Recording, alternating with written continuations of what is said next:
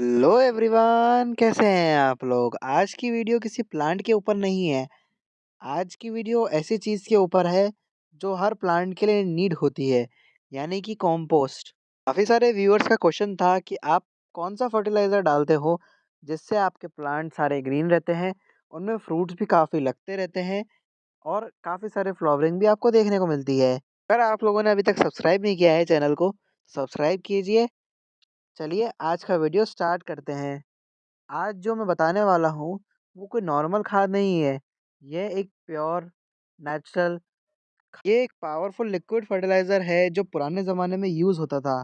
Market के chemical fertiliser से बिल्कुल अलग। ये सॉइल को ज़िंदा करता है। इसमें हम यूज़ करेंगे सूखे कंडे, थोड़ा-सा गौमूत्र और सिंपल पानी। बस इतनी सी चीज़ें, लेकिन सबसे इम्पोर्टेंट इसको आज बना के यूज़ नहीं करेंगे। इसको बनाने के 1 हफ़्ते बाद यूज़ करेंगे। सबसे पहले हम उस पे बात करेंगे कि हम इसमें सूखे कंडे क्यों लिए हैं। तो देखिए दोस्तों, सबसे फ्रेश गोबर होता है और सूखे कंडे होता है, उसमें ये फ़र्क होता है कि सूखा हुआ कंडा स्टेबल होता है, उसमें कोई हार्मफुल हीट या फ्रेश अमोनिया ज़्यादा नहीं होता। जो गोबर होता सूखता है, उसके अंदर के हार्मफुल पैथोजेंस कम हो जाते हैं, न्यूट्रिशन सेफ फॉर्म में होता है, कन्वर्ट हो जाते हैं ईज़िली। इसी वजह से ये रूट्स को बर्न नहीं करते डायरेक्टली। सूखे कंडे स्लो रिलीज़ फर्टिलाइज़र की तरह काम करते हैं, मतलब प्लांट को धीरे-धीरे न्यूट्रिशन मिलेगा, एकदम शॉक नहीं लगेगा। इसमें नाइट्रोजन, फॉस्फोरस और पोटेशियम फॉर्म में मिलता है। साथ ही ऑर्गेनिक कार्बन होता है जो सॉफ्ट और सॉइल को सॉफ्ट और फर्टाइल बनाता है। इसमें आप मिट प्लांट की जो मिट्टी होती है वो ज़िंदा रहती है और काफ़ी अच्छी रहती है मिट्टी। हम लोग बात करेंगे इसमें हमने गौमूत्र क्यों मिलाया। देखिए, इसके पीछे भी एक लॉजिक है। जो गौमूत्र होता है उसमें नेचुरली नाइट्रोजन कंपाउंड्स होते हैं। ये एक माइल्ड ग्रोथ बूस्टर की तरह काम करते हैं। लीव्स का कलर इम्प्रूव होता है, प्लांट की इम्यूनिटी स्ट्रॉन्ग करते हैं। साथ ही इसमें कुछ natural anti fungal, anti bacterial properties भी होती हैं, जो सॉइल के हार्मफुल माइक्रोब्स को कंट्रोल करती हैं। लेकिन याद रखना है, क्वांटिटी कंट्रोल में होनी चाहिए। ज़्यादा डाल दिए तो सॉइल एसिड भी बढ़ जाता है। इसको एज़ अ सपोर्ट इंग्रीडिएंट की तरह यूज़ कर रहे हैं। मैंने इसमें सूखे जो खाद कंडे थे उनमें डाला है इसको, और अब हम इसमें पानी यूज़ करेंगे। अब बात करेंगे हम लोग इसको बनाना कैसे है, हमने इसको कैसे बनाया है। जो मेन फर्टिलाइज़र है वो हमारा इसमें कंडे ही हैं, ये बस आपको थोड़ा ही डालना है। अब बात करेंगे इसमें हम सही रेशियो और मिक्सिंग क्या रहेगी। देखिए, एक 20 लीटर की बाल्टी होनी चाहिए, उसमें 1 या 2 मैक्सिमम सूखी कंडी तोड़ के डाल सकते हैं। हम ज़्यादा का बना रहे हैं, बाद में इसको डाइल्यूट करेंगे, इसलिए हमने इसमें 3 से 4 कंडे लिए हैं। अब जो बाल्टी है उसको पूरा पानी से भरना है, पानी नॉर्मल ही चलेगा, बहुत ज़्यादा क्लोरीनेटेड वाटर अवॉइड करना है। इस मिक्सचर को किसी लकड़ी के सहारे से हमें इसको मिक्स करना है। ध्यान रखना है कि बाल्टी को बंद नहीं करना है प्रॉपर, थोड़ा-सा गैप रहना चाहिए। ये सिंपल मिक्सिंग, इसको हम कुछ टाइम बाद यूज़ करेंगे। ध्यान रहे थोड़ी बहुत स्मेल आती है, जैसे स्मेल आने लगे तब आपको लकड़ी से चलाना है और थोड़ा-सा और पानी डालना है, बाल्टी जब तक कंप्लीटली फुल ना हो जाए। अब बात करते हैं हम लोग 7 दिन बाद इसमें क्या होगा। 7 दिन बाद डायरेक्ट सनलाइट में नहीं रखना है इसको, 7 दिन तक हमें शेड वाली जगह पे रखना है। डायरेक्ट सनलाइट से फर्मेंटेशन प्रोसेस को डिस्टर्ब हो सकता है, न्यूट्रिशन का ब्रेकडाउन गलत हो सकता है। अगले 7 दिन में जो उसके जो सूखे कंडे होंगे, वो धीरे-धीरे पानी सोक करेंगे। इस प्रोसेस में ऑर्गेनिक ऑर्गेनिक जो मैटर है वो डिसॉल्व होना स्टार्ट हो जाएँगे प्लांट के अंदर। इस दौरान बेनिफिशियल बैक्टीरिया एक्टिव हो जाते हैं। ये बैक्टीरिया सॉइल हेल्थ के लिए बहुत ही हेल्पफुल होते हैं।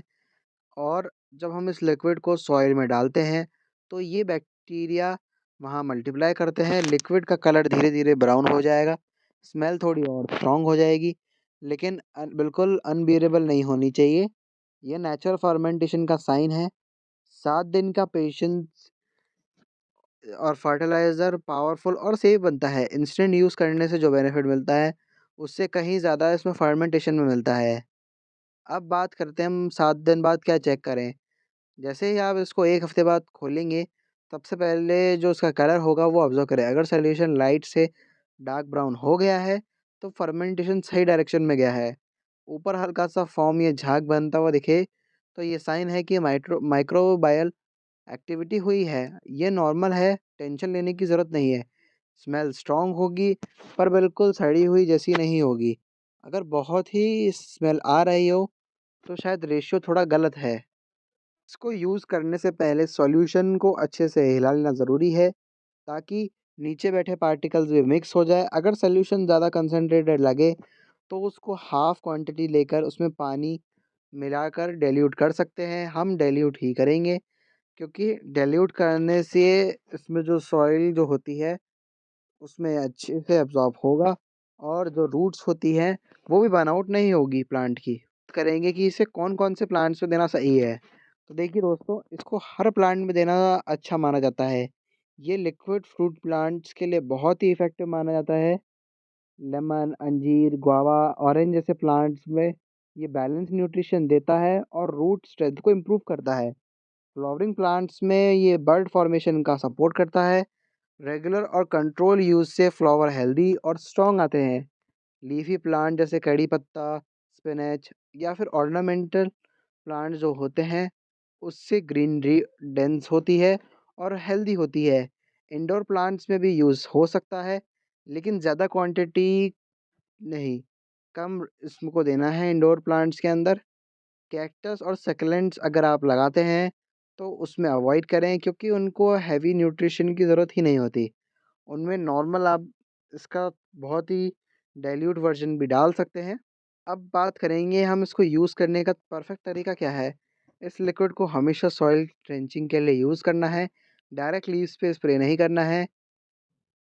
लीव्स पे स्प्रे करना अवॉइड करना है। सुबह जल्दी या शाम का टाइम बेस्ट होता है। आफ्टरनून हीट में डालने से न्यूट्रिशन एब्ज़ॉर्ब कम होते हैं। इसको सुबह आप जल्दी यूज़ करें। प्लांट को के रूट्स के पास धीरे-धीरे डालें, एकदम फ्लड कर देना गलत है। कंट्रोल क्वांटिटी ही इसके लिए बेस्ट होती है। महीने में 1 बार इसको ज़रूर से यूज़ करें। अगर आप चाहें तो मैक्सिमम 2 बार यूज़ कर सकते हैं। हर व्यू यूज़ करने से ओवरफीडिंग क्रिएट हो सकती है और प्लांट स्ट्रेस में चला जाता है और रूट्स भी जलने लगती है। यूज़ के बाद 1 दिन तक नॉर्मल वाटरिंग नहीं करना है हमें, उसको अवॉइड करना है, ताकि न्यूट्रिशन अच्छे तरीके से सॉइल में एब्ज़ॉर्ब हो जाए। अब हम लोग लास्ट बात करेंगे कि ओवर यूज़ नहीं करना है इसको।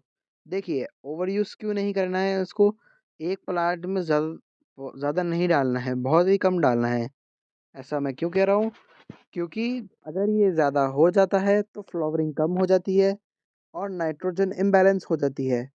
सॉइल में एक्सेसिव ऑर्गेनिक मैटर जमा होने लगता है। अगर ड्रेनेज वीक हो, तो इससे स्मेल इशू भी आ सकता है। रूट्स को कंटिन्यूअसली हैवी न्यूट्रिशन मिलेगा, तो वो भी लेज़ी हो जाती हैं। नेचुरल न्यूट्रिशन सर्च कम कर देती है। लीव्स की टिप्स जो होती है वो बर्न होने लगती है। डार्क ग्रीन जो इन एक्सेसिव ग्रोथ होने लग जाएगी इसमें। ओवरफीडिंग का साइन होगी वो। इसलिए हमें इसको ओवरफीडिंग नहीं करना है। ये एक बहुत ही लिमिटेड क्वांटिटी में यूज़ करना है। जो ऑर्गेनिक गार्डनिंग होती है, उसमें बैलेंस फीडिंग ही हेल्दी गार्डनिंग का रूल होता है। सिंपल सी बात है दोस्तों, सूखे कंडे, थोड़ा-सा गौमूत्र और पानी, 3 चीज़ों से सिंपल मिलके बनता है हमारा ये पावरफुल नेचुरल फर्टिलाइज़र। इसके अलावा आपको केमिकल फर्टिलाइज़र्स की यूज़ करने की ज़रूरत नहीं है। अगर आप ये यूज़ करते हैं, तो फ्रूटिंग कम आती है, लेकिन जो आती है वो बहुत ही अच्छी आती है। हम लोग भी इसे यूज़ कर रहे हैं। 1 हफ़्ते के वेट से ही ये मेथड थोड़ा चीप भी पड़ता है, सस्ता रहता है, ईज़िली अवेलेबल है और लॉन्ग टर्म तक सॉइल की हेल्थ बनाने के लिए काफ़ी बेनिफिशियल माना जाता है। केमिकल फर्टिलाइज़र इंस्टेंट ग्रोथ देते हैं, लेकिन सॉइल की नेचुरल लाइफ धीरे-धीरे कम हो जाती है। अगर आप नेचुरल गार्डनिंग में बिलीव करते हैं, तो इस मेथड को ज़रूर ट्राई कीजिए। धीरे-धीरे इसमें मिट्टी और स्ट्रॉन्ग हो जाएगी आपकी।